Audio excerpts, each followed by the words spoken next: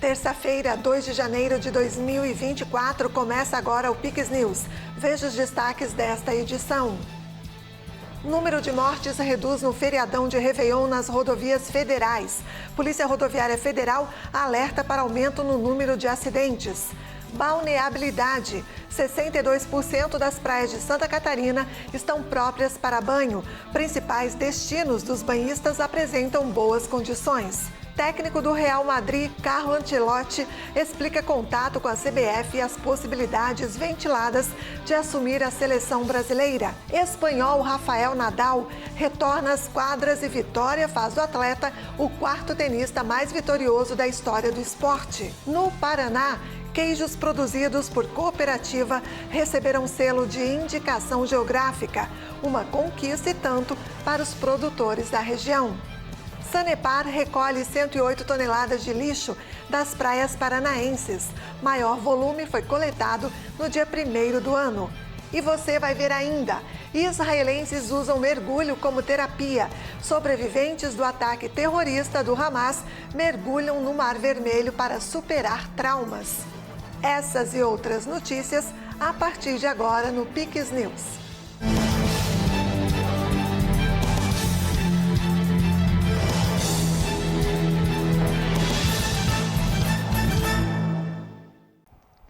Olá, boa noite. Nós estamos ao vivo a partir de agora e este é o primeiro Pix News do ano de 2024. Feliz Ano Novo e seja muito bem-vindo. Agora, 8h11. A Polícia Rodoviária Federal divulgou o balanço de ocorrências neste feriado de virada de ano. Em 4 dias foram flagradas mais de 5.400 ultrapassagens em locais proibidos, índice 51% maior que o registrado na mesma operação no ano passado. A Polícia Rodoviária Federal ainda flagrou mais de 24 mil imagens de veículos circulando acima do limite de velocidade permitida nas rodovias federais. Toda essa irresponsabilidade de alguns condutores terminou em acidentes. Quem traz mais informações é o repórter Vinícius Pacheco.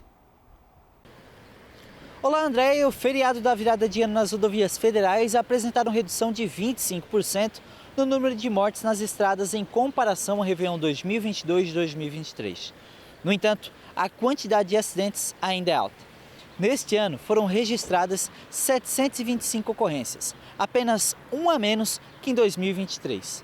Desses acidentes, 193 foram graves. Como resultado, 56 pessoas morreram e 903 ficaram feridas. Já em Santa Catarina, uma pessoa perdeu a vida nas rodovias estaduais. Outras 32 ficaram feridas.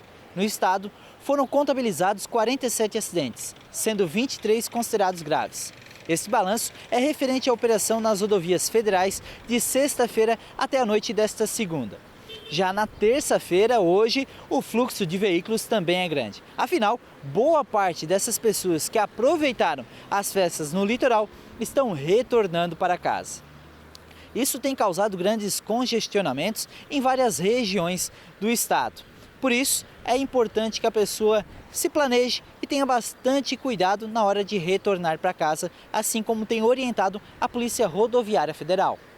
É possível que a pessoa vai gastar mais tempo no trânsito do que gostaria, uma vez que o trânsito é lento, saturado, há formação de filas. Então não tente ganhar tempo ultrapassando em local proibido, ultrapassando em local que não é apropriado, que não se tem visibilidade suficiente. Ganhar 1, 2, 3 minutos pode até atrapalhar o período de festas dessa pessoa, quando não atrapalhar a própria vida dela e de outros. Então, planeje a viagem, considere a formação de filas, leve água, é quente, faz calor, muitas vezes o tempo parado num congestionamento, aquela sensação térmica dentro do veículo pode superar os 40 graus, então leve água, se hidrate, esteja tranquilo, esteja calmo, porque certamente essa pessoa vai chegar ao seu destino. Mas considere um tempo adicional por conta da fila, uma vez que todos os caminhos parecem trazer para Santa Catarina, todos os caminhos parecem trazer para o litoral catarinense. Ainda hoje foram registradas filas e trânsito lento no sentido norte, entre Porto Belo e Itajaí, em Santa Catarina, devido ao elevado número de veículos na BR-101. Já na BR-280 também teve trânsito lento entre São Francisco do Sul e Araquari. Já no Morro do Boi, em Balneário Camboriú, um acidente obstruiu uma das 3 faixas do sentido sul, gerando lentidão. Então é isso, Andréia. Bastante gente aí retornando para casa, outras pessoas começando as férias agora em janeiro. Então o pessoal tem que ter o cuidado redobrado, um planejamento aí na hora de pegar as estradas.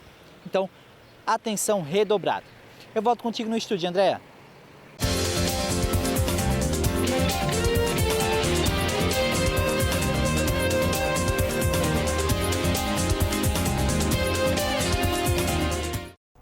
O técnico do Real Madrid, Carlo Ancelotti, explicou nesta terça-feira o contato que teve com a CBF e também as possibilidades ventiladas de assumir a seleção brasileira. O italiano teve o contrato renovado com o time espanhol, apesar do ex-presidente afastado da CBF, Edinaldo Rodrigues, ter garantido que ele seria técnico da amarelinha depois da Copa América. Me ha mostrado muito carinho e interesse a...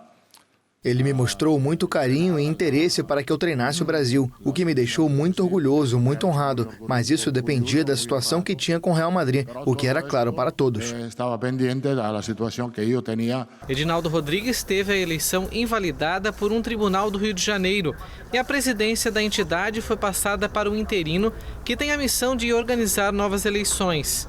Enquanto isso, a seleção passa por um momento difícil, comandada por Fernando Diniz, também técnico do Fluminense e com compromissos em pauta com as eliminatórias sul-americanas para a Copa do Mundo e a Copa América em junho.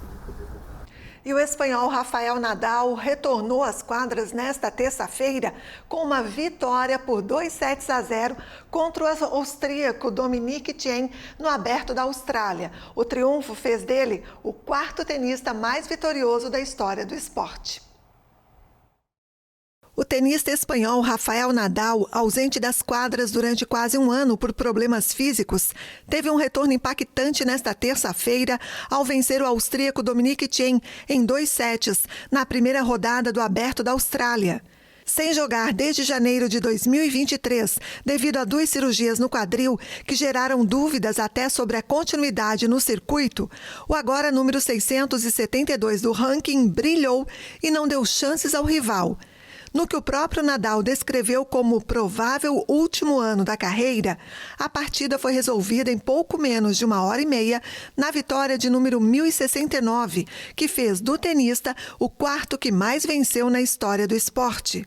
À frente dele estão apenas o americano Jimmy Connors, o suíço Roger Federer e o sérvio Novak Djokovic, único ainda em atividade junto do espanhol. Quem não esteve atento ao último ano do tênis pode até não ter notado a ausência de Nadal, que jogou com intensidade e um desempenho físico como antigamente. E a jogadora Jenni Hermoso prestou depoimento nesta terça-feira e reiterou que o beijo do presidente da Federação Espanhola de Futebol, Luis Rubiales, não foi consensual. A campeã mundial Jenni Hermoso disse também ao juiz que sofreu pressão para sair em defesa do dirigente. A jogadora, que acaba de se transferir para um time mexicano, chegou no final da manhã à audiência nacional em Madrid. Inicialmente marcada para 28 de novembro, a esperada declaração de Hermoso foi adiada por problemas de agenda. De acordo com fontes judiciais, ela afirmou no tribunal que o beijo foi inesperado e que o assédio constante nos dias seguintes ao caso alterou a vida normal. O juiz Francisco de Jorge abriu em setembro uma investigação contra Rubiales pelos crimes de agressão sexual e coações. Pouco depois, o ex-dirigente foi convocado para prestar depoimento na condição de investigado e impôs como medida cautelar a proibição de se aproximar a menos de 200 metros de Jenni Hermoso.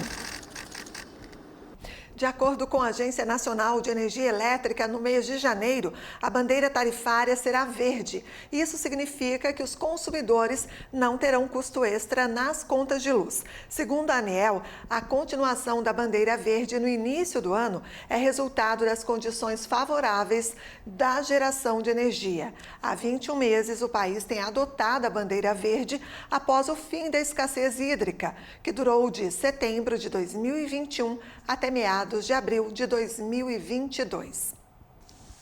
E desde o início do verão Maior Paraná, em 16 de dezembro, a Sanepar retirou das praias de Guaratuba, Matinhos e Pontal do Paraná mais de 100 toneladas de resíduos, o que dá uma média de 6,4 toneladas por dia. Cerca de 79 toneladas foram resíduos orgânicos e 29 toneladas foram de recicláveis. A maior quantidade foi retirada no primeiro dia de 2024, mais de 10 toneladas. O Verão Maior Paraná reúne uma série de ações voltadas aos veranistas e moradores dos municípios do litoral, além de Porto Rico e São Pedro do Paraná, no noroeste. O serviço de limpeza das praias ocorre todos os dias, inclusive aos domingos e feriados, em 48 quilômetros de areia. A ação gera 143 empregos diretos. Os trabalhadores fazem a coleta e a separação do lixo. O material reciclável é destinado para as associações de coletores dos municípios, gerando renda para estas instituições. O material orgânico vai para os aterros sanitários em transporte feito pelas prefeituras. Os coletores também entregam sacolinhas plásticas para que o próprio veranista recolha os resíduos gerados durante a permanência nas praias. O objetivo é conscientizar sobre a importância da separação e destinação adequadas do lixo. As ações de limpeza da praia pela Sanepar contribuem com os Objetivos de Desenvolvimento Sustentável da Organização das Nações Unidas. E você vai ver a seguir: balneabilidade. 62% das praias de Santa Catarina estão próprias para banho. Principais destinos dos banhistas apresentam boas condições. No Paraná, queijos produzidos por cooperativa receberam selo de indicação geográfica. Uma conquista e tanto para os produtores da região. Em instantes, voltamos já. Somos a JJ Hotels Group. Com uma equipe especializada, vamos ajudar o seu hotel ou pousada a crescer nas vendas. Cuidamos de toda a parte de marketing e central de reservas, para que o seu hóspede tenha um atendimento privilegiado e a atenção que ele merece. Além de uma experiência de 10 anos no mercado, contamos com os melhores sistemas para o controle da sua hospedagem. Você se preocupa em receber os seus hóspedes, nós nos preocupamos em levar eles até você. Já pensou em estar em um lugar assim? É que visitar minha morada é viver um sonho acordado. E agora ficou mais fácil para ti me conhecer. Curta Garopaba na palma da sua mão. Mais que um aplicativo, um guia turístico de tudo o que você pode fazer aqui. Tem praias, trilhas e calendário de eventos. Além do turismo cultural com boas histórias. Uma verdadeira viagem pelas minhas memórias. Isso tudo sabendo se tá quente, se tá frio, com a previsão do tempo. E até notícias, informações do horário de ônibus e de telefones importantes. Baixe agora mesmo, monte seu roteiro e curta Garopaba na palma da sua mão.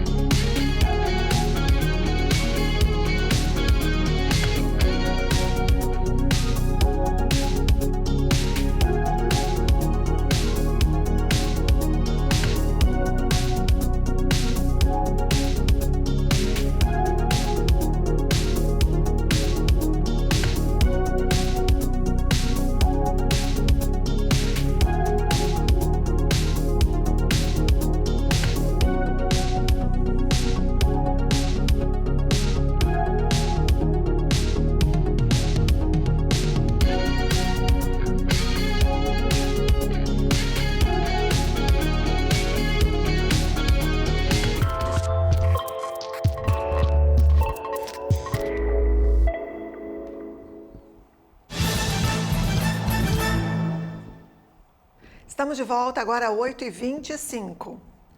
O Instituto do Meio Ambiente de Santa Catarina divulgou o 4º relatório de balneabilidade da temporada 2023-2024. O documento apresenta o balanço das coletas realizadas nos dias 26 e 27 de dezembro. Mais informações com Vinícius Pacheco. De acordo com o relatório, 148 dos 238 pontos de monitoramento pelo IMA estão próprios para banho, o que representa 62,18%. Em Florianópolis, dos 87 pontos, 59 estão adequados para banho, o que equivale a 67,82%. Em Balneário Camboriú, todos os 9 pontos de coleta na Praia Central estão apresentando condições impróprias para banho. No entanto, nas Laranjeiras e Estaleiro estão 100% próprias. Taquaras teve um dos 2 pontos considerados impróprio. Entre as principais praias do litoral sul do estado, em Laguna, a prainha do Farol de Santa Marta é considerada imprópria. Em Imbituba, a praia do Porto, bem na saída do canal, ali na Vila Alvorada, também está com ponto impróprio para banho. Em Garopaba, o canto direito da praia central, na região do centro histórico, está com um dos pontos impróprios também. E entre as praias de Palhoça, a região da Ponta do Papagaio, na saída do córrego, ao lado da rua da Beira Rio, também apresenta um ponto impróprio.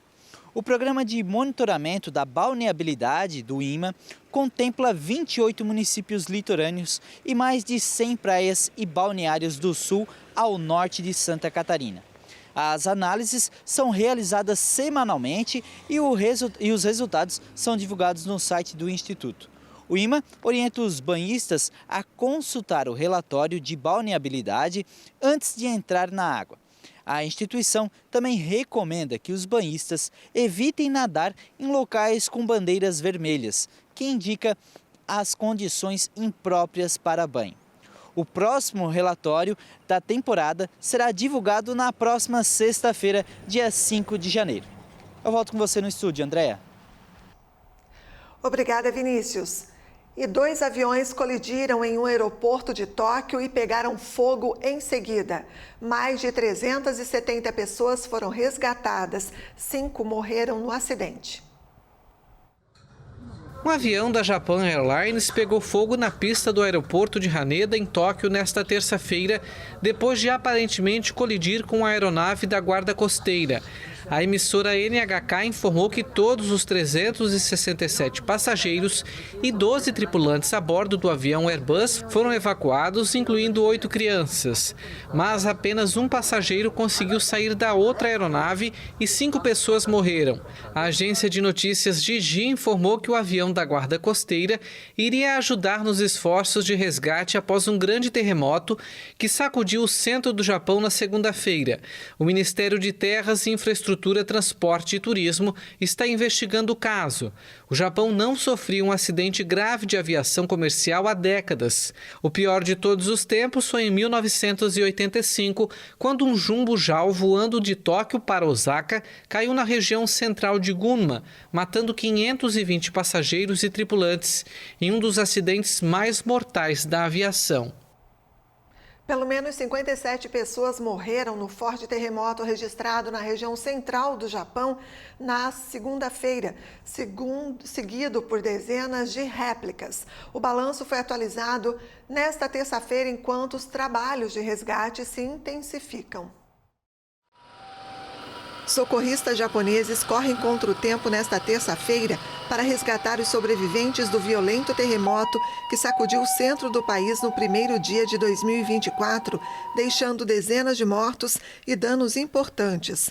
O tremor abalou a província de Ishikawa, na península de Noto, e deixou também muitas pessoas bloqueadas. Nesta terça-feira, as autoridades estão avaliando a extensão da destruição, com edifícios ainda fumegantes, casas demolidas e barcos de pesca afundados ou arrastados para a costa. O primeiro-ministro Fumio Kishida afirmou que o acesso ainda é muito difícil na parte da península de Noto por causa das estradas bloqueadas. Quase 45 mil lares estão sem energia elétrica em um momento em que a região registra baixas temperaturas. O Serviço Geológico dos Estados Unidos informou que o tremor de magnitude 7,5 sacudiu a província localizada às margens do Mar do Japão, na ilha de Honshu, a principal do arquipélago, às 4h10 da tarde de segunda-feira, no horário local. Segundo as autoridades japonesas, a magnitude foi de 7,6. A agência meteorológica japonesa informou que depois do terremoto inicial foram registradas 155 réplicas, a maioria com magnitudes superiores a 3.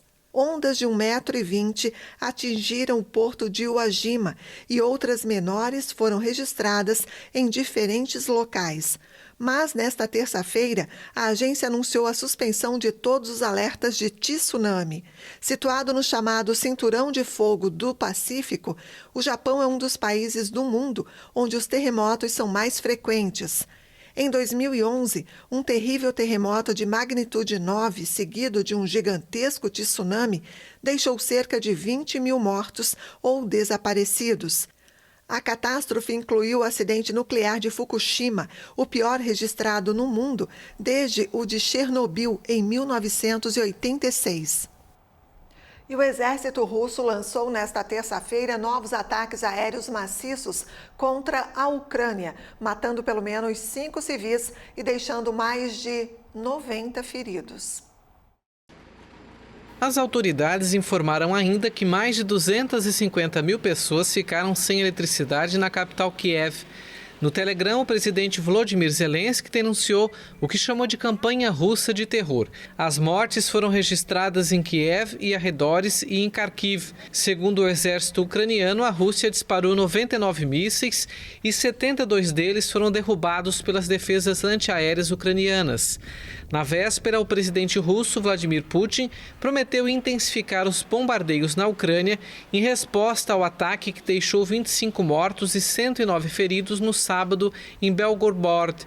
O Ministério Ucraniano do Interior denunciou bombardeios maciços que atingiram edifícios residenciais, armazéns e infraestruturas. Kiev tem enfrentado dificuldades nas últimas semanas para obter mais ajuda militar dos seus aliados ocidentais. E quase 2 anos após o início da invasão, a Rússia parece estar novamente intensificando os ataques aéreos.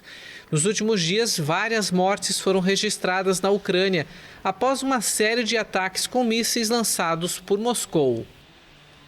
E a Polícia Federal emitiu 20.822 registros para cidadãos comuns em 2023. O número é 81,8% menor do que no ano anterior. Em 2022, foram emitidos 114.044 registros para este grupo. Segundo os dados da Polícia Federal, 68,4% dos registros foram de pistolas, 11,06% para espingardas e 10,64% de registros para rifles.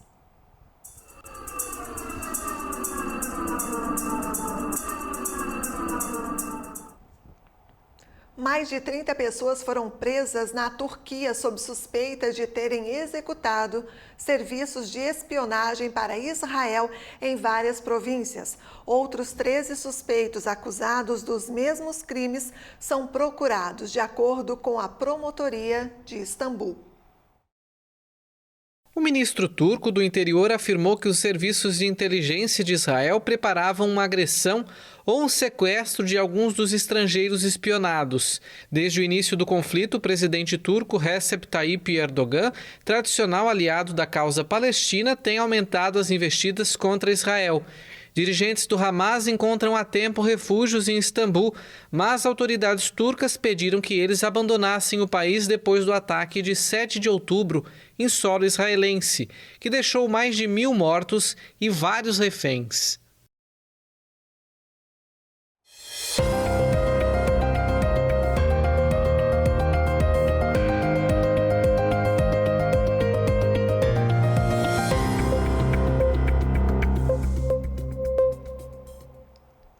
E a gente estreia hoje o Reveja. No quadro, nós vamos relembrar matérias especiais que foram ao ar aqui no Piques News no ano passado, ou seja, em 2023. Nós começamos falando sobre o município paranaense de Palmeira. Por lá, 2 queijos produzidos pela cooperativa Vitimarsum receberam o selo de indicação geográfica do Instituto Nacional de Propriedade Industrial, uma conquista e tanto para os produtores da região. Queijo colonial convencional e o com pimenta verde são produzidos com leite de vacas da região e seguem uma receita tradicional, trazida pelos primeiros imigrantes alemães. A Giovana é sócia proprietária de um restaurante na colônia Vitimarsum. Ela conta que o reconhecimento da indicação geográfica é um grande passo para os produtores e comerciantes locais. A cooperativa sempre foi muito famosa, né? Os queijos da cooperativa estão bem alta, mas desde que ele seguiu o selo, acredito que aumentou sim a procura aqui pelos queijos, não só pelos pratos com o queijo, mas também para levar o queijo para casa, onde que eles podem comprar esse queijo, né? Atualmente, os queijos da cooperativa Vitimarsum estão presentes em todos os estados brasileiros e está nos planos do grupo começar a exportar os produtos. O selo de indicação geográfica é uma marca coletiva que garante que o produto é produzido em uma determinada região com características específicas. Isso traz reconhecimento e valor agregado, tornando-o mais competitivo no mercado. Com certeza, porque as pessoas começam a entender que nós temos que valorizar aquilo que a gente tem mais próximo, né? Valorizar o nosso produtor regional, o que nós temos de diferente, né? Os produtos que são nossos mesmo, né? E a Vitimarsum representa muito bem isso, né? Tudo que se produz lá é maravilhoso. E quando eu vi que a indicação geográfica era um do produto deles, eu acabei pensando em participar desse projeto.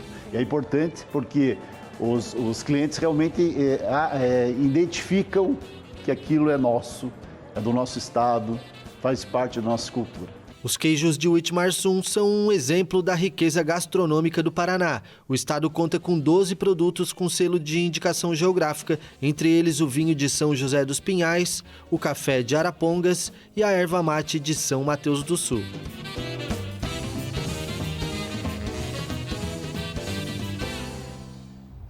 Sobreviventes do ataque terrorista do Hamas em 7 de outubro do ano passado usam mergulho livre como terapia em Israel.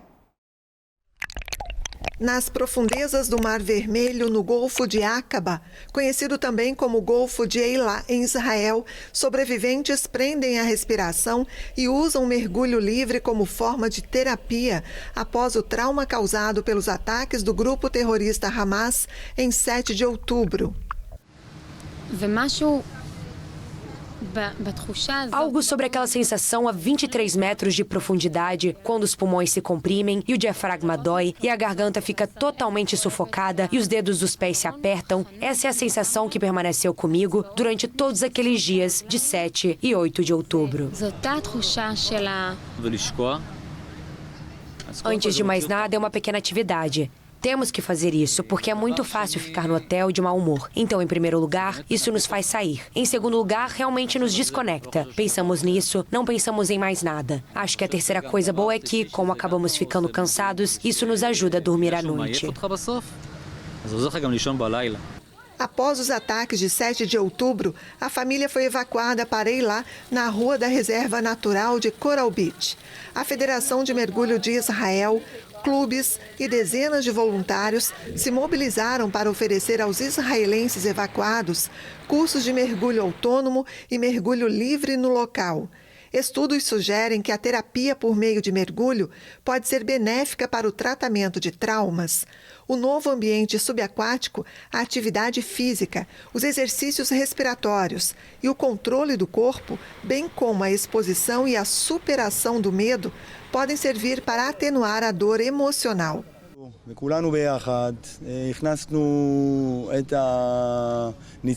Instrutores vieram e todos juntos trouxemos os sobreviventes. Dia após dia, mostramos a eles o caminho para o mar, a maneira de mergulhar livremente de forma adequada, de experimentar a paz e a tranquilidade embaixo d'água e de absorver o máximo possível durante o resto do dia. E Amit e o marido Beni estão entre os sobreviventes de Nir Oz, um dos quibutzes mais atingidos pelos ataques devastadores do Hamas, que deixaram pelo menos 1.140 pessoas mortas no sul de Israel, de acordo com uma contagem da agência de notícias AFP, baseada nos últimos números israelenses.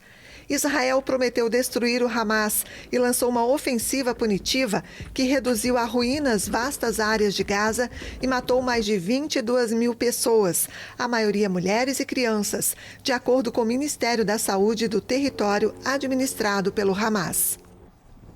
E o Pix News de hoje fica por aqui. Mais notícias no nosso site pixtv.com.br. E a gente se vê amanhã ao vivo a partir das 8 da noite. Até lá! Pix TV é conteúdo todo dia.